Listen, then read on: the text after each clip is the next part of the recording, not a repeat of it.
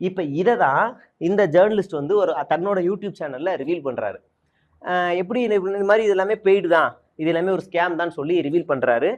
Voice of காமன்லேருந்து phone வருது இந்த ஜேர்னலிஸ்ட்டுக்கு, நீங்கள் அது மாதிரிலாம் பண்ணாதீங்க, பண்ணீங்கன்னா குமுதமோட மேகசின் சர்க்குலேஷன் வந்து கம்மியாயிரும் அப்படின்னு ஃபோன் வரும். அப்போ இவர் என்ன சொல்கிறாருன்னா, நான் வாய்ஸ் ஆஃப் காமன்ல நான் வந்து குமுதமோட எக்ஸ் எம்ப்ளாயி, அவங்க பண்ண ஸ்கேமை நான் என் சேனலில் ரிவீல் பண்ணுறேன், நீங்கள் சம்மந்தம் இல்லாத ஒரு நிறுவனம், நான் அவங்கள பற்றி பேசுனா உங்களுக்கு என்ன, அவங்க மேகசின் பாதிக்கப்பட்டுச்சுன்னா உங்களுக்கு என்ன அப்படின்னு இவர் கேட்குறாரு. கட் பண்ணி விட்டுறாரு.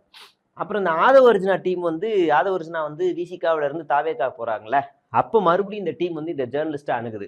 Sir, why you can't join with us, நீங்கள் வந்து ஏன் எங்கள் கூட சேர்ந்து வேலை செய்யக்கூடாது, நீங்கள் வந்து பண்ணலாமே அப்படின்னு இவர் தெளிவாக சொல்லிடுறாரு. என்னோட ஐடியாலஜி அஜெண்டா வந்து ஆர்எஸ்எஸ் பிஜேபி அடிக்கிறது, அவங்களுக்கு எதிரில் நின்று யாரெல்லாம் அரசியல் செய்கிறாங்களோ அவங்கள நான் ஆதரிப்பேன் அப்படின்ற ஸ்டாண்டில் இருக்கார். சரி, நீங்கள் வந்து பண்ணிக்கோங்க, பட் இனிமேல் திருமாவளவனை வந்து அதிகமாக நெகட்டிவாக போர்ட்ரேட் பண்ணுங்க, நெரேட்டிவ் செட் பண்ணுங்கன்னு இவருக்கு ஒரு அஜெண்டா கொடுக்கப்படுது. அப்போ அவர் எனக்கு வேறு வேலை இல்லையா, கிளம்புன்னு இவர் சொல்லி அனுப்பிச்சிடுறாரு. போயிடுறாங்க.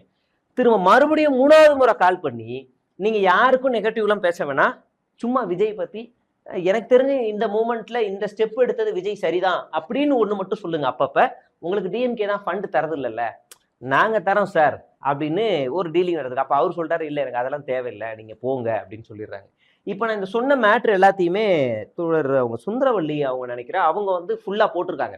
இதோ அந்த வீடியோ வேணால் பாருங்கள், அவங்க போட்டிருக்காங்க. இவரும் வீடியோவில் போட்டிருக்காரு. ஆனால் இவரோட வீடியோவை ரிப்போர்ட் அடித்து ஃபுல்லாக தூக்கிடுறாங்க.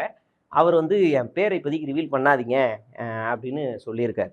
அதனால் நான் வந்து அவருக்கு மரியாதை கொடுத்து அதை நான் வந்து ரிவீல் பண்ணலை.